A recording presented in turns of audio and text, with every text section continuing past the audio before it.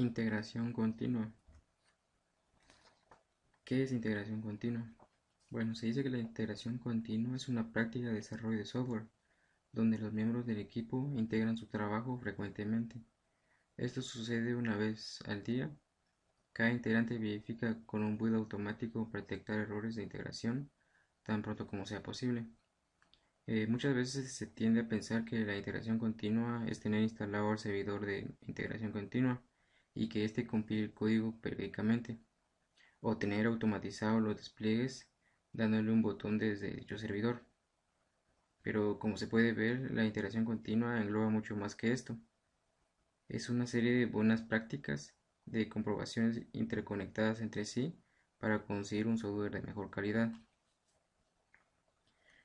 La integración continua también conlleva una mejora de la calidad del software. Con la integración continua se le da más visibilidad al proceso de desarrollo, en general a todos los pasos que siguen desde que se empieza a programar un requisito, desde el cliente hasta que está en producción. Así todo el mundo sabe por las fases que va pasando el código y el estado del software en cada momento.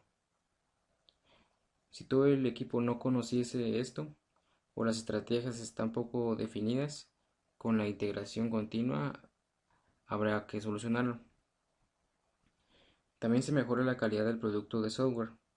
Se puede decir que el principal objetivo de la integración continua es detectar los errores lo más pronto posible, en fases tempranas de desarrollo para poder solucionarlo rápidamente. La integración continua conlleva buenas prácticas de integración, entre las cuales está la práctica de desarrollo del software. La integración continua afecta al proceso de desarrollo del software, incorporando nuevas prácticas e interconectando las que ya había. Para implementar interacción continua, solamente es de definir un pipeline, que es un conjunto de etapas de fases por la que va pasando el software. Un ejemplo de pipeline podría ser que con cada subida del código al repositorio, el control de versiones, este se descargue y se compile. Si todo está correcto y se ejecuta una serie de pruebas unitarias, o se despliega el código a otro entorno para hacer pruebas de sistema. Otra buena práctica es que los miembros del equipo integren su trabajo frecuentemente. Esto no quiere decir que cuando se contribuye al trabajo entre los miembros del equipo y cada uno comienza a trabajar por su lado, normalmente se asumen cosas que otros componentes del sistema que todavía no están hechas, o se implementa la programación de otra persona. Y hasta que no juntamos todo ese código, no nos damos cuenta de los errores. Uno de los motivos por los que surge la integración continua es para evitar esto. La idea es que en vez de dejar integración para el final, se vaya haciendo pequeñas integraciones de código frecuentemente. Cada integración se verifica con un build automático. Además de integrar frecuentemente cada integración, realizamos varias comprobaciones. Normalmente, aunque el código de los que programamos cada uno en nuestra máquina funcione, al integrarlo y solucionar conflictos y demás, suelen surgir problemas si asumimos cosas que no eran ciertas y hay que detectar lo más pronto posible. Por ello, una primera comprobación es que el código sea integrado y tienen que compilar correctamente. Para la integración continua tenemos componentes de la integración. Por ejemplo, en el siguiente dibujo, que es un esquema muy simple de lo que se podría hacer integración continua, vemos que los desarrolladores subirán el código que ha hecho el control de versiones frecuentemente. Esta parte no es tan trivial como parece, ya que ahí tenemos que definir una estrategia de control de versiones, la cual vamos a seguir. Y nos preguntaremos si desarrollaremos en distintas ramas o tendremos una rama de integración que dirigirá el servidor de integración continua o mantendremos una única rama. Después el servidor de integración continua se encargará de vigilar el repositorio de control de versiones. Un ejemplo de servidor de integración continua puede ser Jenkins, que es el que usa la mayoría de personas. Ante un cambio, se descargará el código, lo compilará y realizará las comprobaciones pertinentes que hayan establecido, o desplegará el código en distintos entornos para realizar distintas cosas. Además de todo esto, dará un feedback a los desarrolladores para saber si el código que acaba de subir está bien o hay algún fallo que se debe solucionar. En cuanto a los pasos para implementar integración continua, el primer paso es la conciencia de las personas y dar formación sobre el tema. Este paso es primordial a la hora de afrontar cualquier cambio de una organización. Los cambios afectan a las personas y normalmente tendemos a no querer cambiar, a aceptar lo malo aunque sea conocido frente al cambio. Hay que facilitar el cambio, explicando ante todo qué se va a hacer y por qué se va a implementar la integración continua. Además, es importante informar al equipo de las nuevas tecnologías que se vayan a implementar y en hacer pruebas unitarias de integración. El segundo paso es tener claro el proceso de desarrollo en una empresa.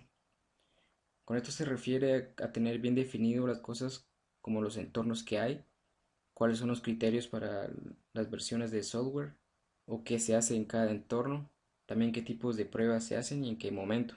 Por ello tenemos que tener claro cuál es el proceso de desarrollo que se hace desde el programa hasta que se pasa a producción.